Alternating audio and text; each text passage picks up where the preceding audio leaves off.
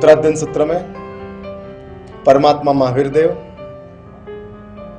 इंद्रभूति गौतम को संबोधन देकर एक 12-13 श्लोक बताते हैं। उसमें अंतिम पंक्ति एक बहुत महत्वपूर्ण, रिपीटेडली प्रभु इंद्रभूति गौतम को नजर में रख के नहीं, इंद्रभूति का संबोधन करके सबको सुना रहे हैं। और उस पंक्ति का शब्द है समयम गोयम महापमाय। जैन धर्म का गणित क्या है, मैथ्स क्या है, उसके बारे में अपन इस समय में चर्चा करेंगे। और जैन धर्म स्वयं एक स्टडी है, और स्टडी के रूप में लैंग्वेज की बात कर दिया, साइंस की बात भी आपको बता दिया। अभी हम जैन धर्म का मैथ्स क्या है, गणित क्या है। गणित का काम प्लस और माइनस को सोचने का है। आप गणित का अभ्यास शिक्षा में के रूप में लेते हो, स्कूलिंग में लेते हो, उस गणित पढ़ने से क्या मिलता है। तो गणित के सब मैथमेटिक्स के टीचर्स हमको सिखाते हैं और कहते हैं यदि आपने मैथ्स बराबर कर लिया तो आपको साथ कोई धोखाबाजी नहीं करेंगे, आपके साथ छेतरपिंडी नहीं होगी।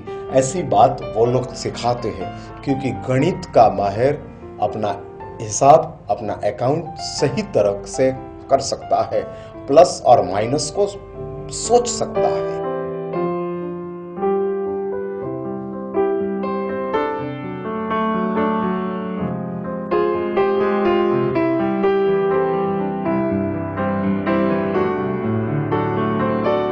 मानव जीवन का गणित जैन धर्म है,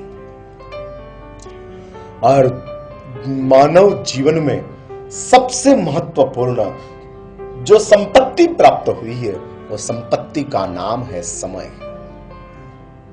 मानव के लिए धन महत्वपूर्ण नहीं है, धन तो नसीब का खेल है। समय हमको जो मिला है वो सबसे महत्वपूर्ण चीज है। इसलिए इंग्लिश में कहते हैं if wealth is lost nothing is lost. कुछ भी गुमाया नहीं है, धन गुमाया है, कुछ भी नहीं गुमाया है। धन तो ऐसी चीज है कि वापस आपको मिल जाएगा। गुमाया हुआ धन वापस आ सकता है, लेकिन if time is lost everything is lost.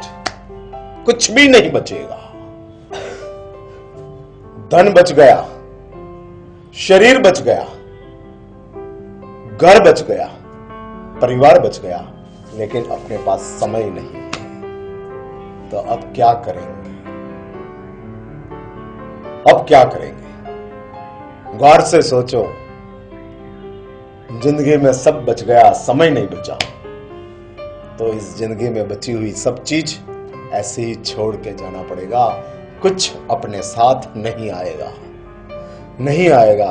इकट्ठा किया है उसको भी छोड़ना है, और जिसने कुछ भी नहीं पाया है उसको भी छोड़ना है।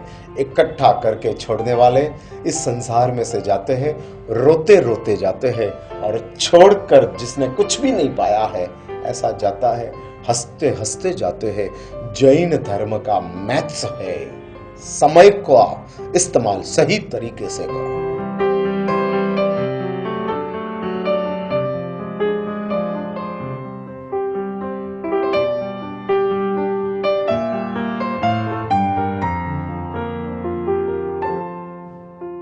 किस तरीके से समय का इस्तेमाल करना और जैन धर्म दिखा रहा है। और जैन धर्म कहते हैं मानव का समय जो है वो समय के साथ बहुत बड़ी एक जिम्मेदारी साथ में आई है।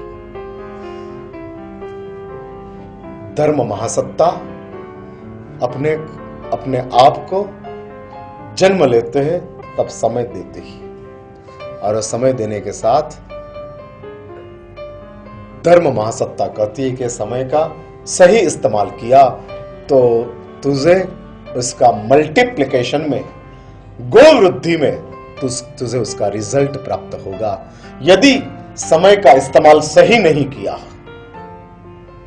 गलत कर लिया, तो यह समय का दुरुपयोग करने की वजह से तेरे लिए अगला जीवन बहुत कठिन बन जाएगा। और इसलिए इधर कहते हैं इंसान के जीवन में सत्कर्म, अभी ये मैथमेटिक्स के साथ मैं अर्थतंत्र की एक छोटी सी बात आपको बताना चाहता हूं। गणित कहता है समय अल्प है और अर्थतंत्र कहता है कि आपने थोड़ा भी प्रयत्न कर लिया, मिनिमम एफर्ट मैक्सिमम रिजल्ट। प्रयत्न थोड़ा करो और ज्यादा उसका परिणाम को प्राप्त करो, वही तो अर्थतंत्र का सार है। Minimum efforts maximum result. और मानव के समय में ऐसी एक ताकत है, अर्थतंत्र का ये नियम मानव के समय में जुड़ा हुआ है, लगा हुआ। शास्त्र में ऐसी बातें आती है, देवलोक के देव 1,000 दिन तक कुछ खाते नहीं, फिर भी उसको 1,000 दिन का तपस्वी नहीं कहा जाता है, क्योंकि वो उसका समय 1,000 दिन का पसार हुआ है, उसमें खाया नहीं, इसलिए वो तपस्वी नहीं बन गए, क्योंकि उसके समय की बहुत ज्यादा कीमत नहीं है। मैंने ऐसा भी सुना है, ऐसे पशु होते हैं, ऐसे सांप होते हैं, 15-15 दिन तक उसको कोई शिकार नहीं मिले तो भी आराम से अपना 15 दिन गुजार लेते हैं।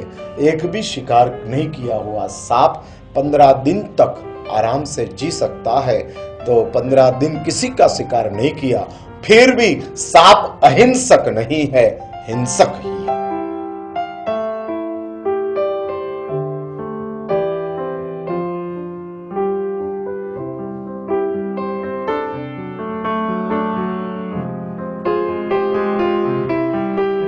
मानव का जो समय है, इस समय में अभी आपको मैं ये दिखाता हूं, छोटा सा सुकृत किया, सत्कर्म अल्प काल के लिए किया, एकदम अल्प काल के लिए आपने सत्कर्म किया, लेकिन उसका रिजल्ट आपको दीर्घ काल के लिए प्राप्त होगा।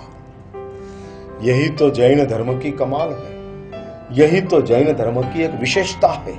और इस विशेषता में बताते हैं कि जैन बनकर आपका अल्प समय आपने धर्म कार्य में लगाया, सत्कार्य में लगाया, और वो सत्कार्य में आपने अपना समय लगा दिया, इसका रिजल्ट बहुत जबरदस्त प्राप्त होता है, बहुत बड़ा रिजल्ट मिल जाता है, परिणाम प्राप्त होते हैं। शास्त्र में दृष्टांत आता है, दरिद्र था, 3 दिन का भूखा था, जैन साधु भिक्षा लेकर अपने उपाश्रय में वापस लौट रहे थे। रास्ते में 3 दिन से भूखा ऐसा दरिद्र जैन साधु को विनंती करता है, महाराज 3 दिन से भूखा हूं, कुछ दे दो, कुछ दे दो, 2-4 रोटी दे देंगे तो मेरा पेट भर जाएगा और 2-4 दिन निकल जाएगा, नहीं तो आज मैं मर जाऊंगा, दे दो। रोते हुए चिल्लाते हुए ये याचना करते थे। जैन साधुओं ने कहा, हम जो भी भिक्षा लेके जा रहे हैं उसके मालिक हमारे गुरु है, देने का अधिकार गुरुदेव का है, हमारा नहीं है, आप हमारे साथ चलो, गुरुदेव को योग्य लगेंगे तो आपको देंगे, नहीं तो हम नहीं दे सकते। और वो दरिद्र मिलने की लालच में साधुओं के पीछे जाते हैं और वो साधुओं के पीछे चलने लगा, गया, उपाश्रय में पहुंच गया। गुरु महाराज के सामने जितना भिक्षा पात्र आए थे, जितनी भिक्षा थी वो सब गुरु के सामने शिष्यों ने रख दी। वो दरिद्र आया था, पाट के ऊपर बैठे हुए गुरु को साष्टांग दंडवत करते हैं, रोते हुए कहते हैं, गुरुदेव 3 दिन से भूखा हूं, कुछ खाना मिला नहीं है। कैसी विचित्रता इस संसार की है, कर्म इंसान बनाते हैं और दरिद्र भी बनाते हैं। यदि दरिद्र ही बनाना था तो कर्म तूने इंसान क्यों बनाया, यह सवाल उठता है। इंसान के रूप में दरिद्र बनकर जीना यह संसार की सबसे कम नसीब घटना है, कंगाल स्थिति है, सबसे कंगाल स्थिति है। और ये कंगाल हालत है, कैसे जिएंगे दरिद्र के रूप में? सतत याचना करके जीना वो तो मौत से बुरा है। लेकिन कर्म महासत्ता अपनी आत्माओं की ऐसी हंसी उड़ाती है और ऐसी हमारे साथ दुर्व्यवहार कर्म महासत्ता करते हैं। कर्म भी हमने ही तैयार किए हैं, किसी ने हमारे सिर के ऊपर कर्म को थोप नहीं डाले हैं, हमने ही कर्म को बनाया। अपने ही दुष्कृत्य जो है वो कर्म में ट्रांसफर होते हैं, अपने ही सत्कर्म जो है वो पुण्य कर्म में ट्रांसफर होते हैं। और इस दुष्कर्मों की वजह से, और दुष्कर्म में कोई सत्कर्म था, मिलावट थी, तो सत्कर्म ने हमको इंसान बनाया और दुष्कर्म की वजह से हम दरिद्र बन गए। और ये दरिद्रता की वजह से याचक के रूप में जीना पड़ता है। और महाराज को वो दरिद्र विनंती करता है, प्रार्थना करता है, गुरुदेव कृपा करो, 3 दिन से भूखा हूं, कुछ खाया पिया नहीं है, मुझे मेरे पे दया करके आपकी भिक्षा पात्र में से कुछ खाना दे दो। गुरु ने वो दरिद्र को देखा और गुरु को ऐसा लगा कि जीव पात्र है, भले वो दरिद्र हो लेकिन उसकी आत्मा अंदर से बहुत सज्जन है, बहुत योग्य है। और गुरु ने उसको कहा, दोस्त हमको भिक्षा में आई हुई चीज देने में कोई इतरेज नहीं है, लेकिन हमारी कुछ शर्त है। क्या शर्त है आपकी? दरिद्र पूछ रहा है। और तब गुरु कहते हैं कि दोस्त हम जो जैन साधु बनते हैं उसको ही अपने भिक्षा पत्र में से भोजन या पानी दे सकते हैं, उसके अलावा हम नहीं दे सकते, ऐसा हमारा कानून है। तब दरिद्र खड़ा होकर गुरु का पैर पकड़ के कहते हैं, आप मुझे दीक्षा दे दो, जैन साधु बना दो, मुझे खाना जरूरी है, भूखा हूं और भूख की वजह से मुझे आज संन्यास लेना पड़े तो ले लेता हूं, लेकिन भूख के दुख में से मुक्त होना है। जैसी तेरी मर्जी, तुरंत ही दीक्षा दिया, जैन साधु के वस्त्र पहना दिया और उसको भोजन के लिए बिठाया। भिक्षा पात्र में जो भी अच्छे अच्छे खाने के पदार्थ आए थे, मिठाई आई थी, फरसाण आए थे, सब्जियां आई थी, सब आया था, उसके सामने रख दिया। जितना खाना हो उतना खा। केवल भोजन की लालसा से ही इस दरिद्र ने दीक्षा लिया था और कुछ राज नहीं था दीक्षा लेने का, सिर्फ इसकी वजह से लिया था।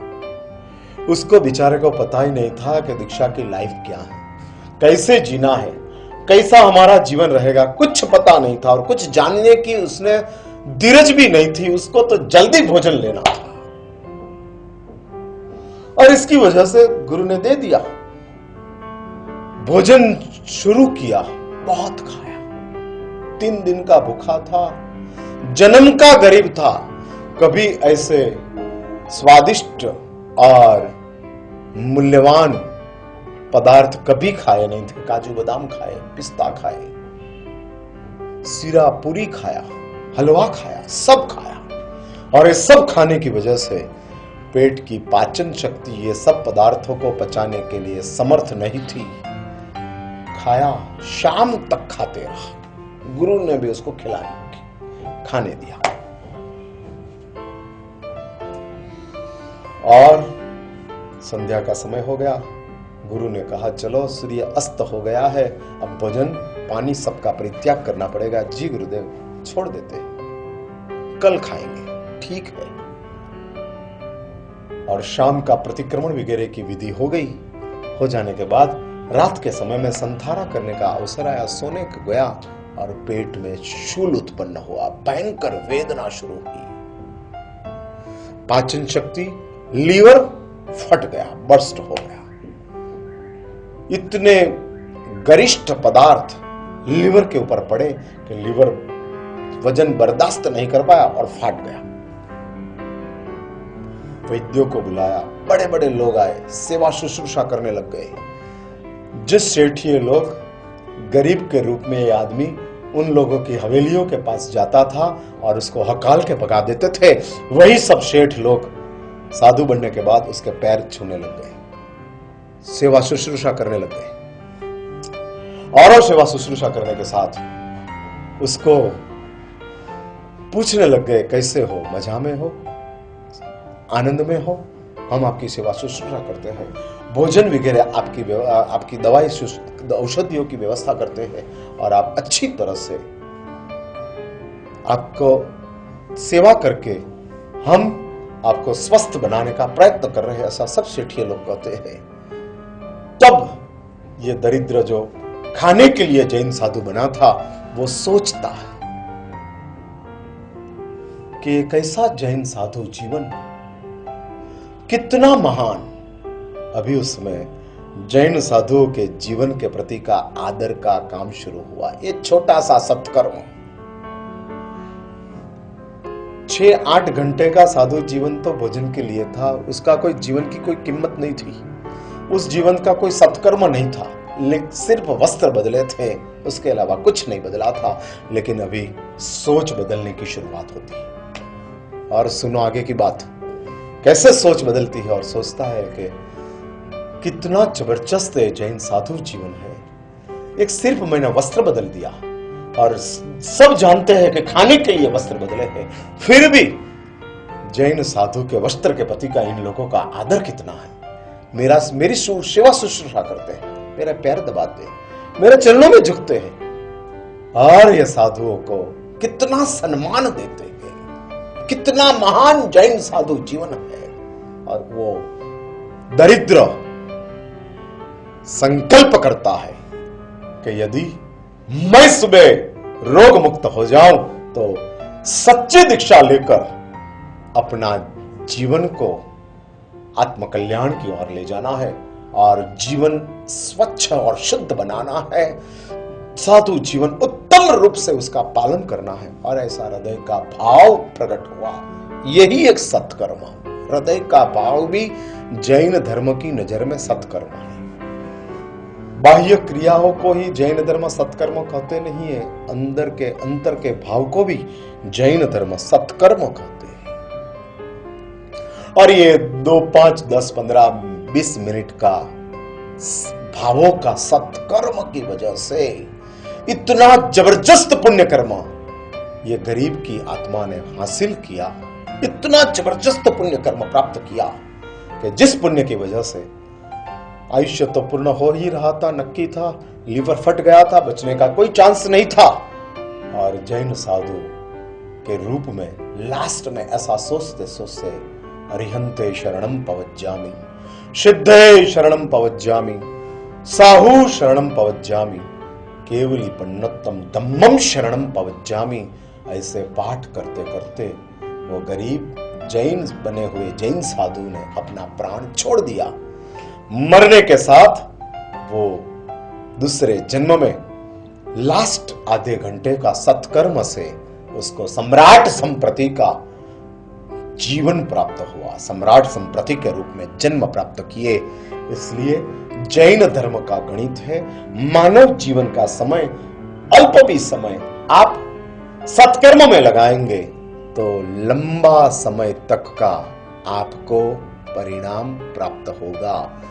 और मानव जीवन का जिंदगी पूरी आप दुष्कर्म में लगा देंगे, दुष्कर्म के लिए मानव की जिंदगी लंबी भी छोटी लगेगी, सत्कर्म के लिए एक पल भी काफी है। सत्कर्म करने के लिए दिनों की, माहों की, सालों की जितनी आवश्यकता नहीं है उतनी अपनी खुद की भाव की आवश्यकता है। और जैन धर्म का मैथ्स आपको एक बात सिखाता है कि जीवन में सत्कर्म करके तू अपना जीवन को ज्यादा समय के लिए आनंद से भरने का प्रयत्न शुरू कर। दुष्कर्म के लिए ये जिंदगी नहीं है, इस जिंदगी स्पेसिफिकली सत्कर्म के लिए प्राप्त हो रही है। और इसलिए तुझे ये समय का ऐसी ठिकाने इन्वेस्टमेंट करना कि जिस इन्वेस्टमेंट में से सबसे ज्यादा रिटर्न्स प्राप्त हो जाए। सबसे ज्यादा इंसान छोटी भी प्रतिज्ञा लेता है उसका बड़ा परिणाम को प्राप्त कर लेता है। और देव चाहे इतना त्याग करे, उसका त्याग प्रतिज्ञा के रूप में नहीं है, तो उसका त्याग की कोई कीमत नहीं है। इसलिए जैन धर्म का ये गणित है कि आप अपना समय को सत्कर्म में लगाकर उसका ज्यादा फल को प्राप्त करो। गणित हमको अपना इन्वेस्टमेंट कैसे करना वो सिखाता है, और आप ये जैन धर्म का गणित को गौर से समझो, यही एक अभ्यर्थना है।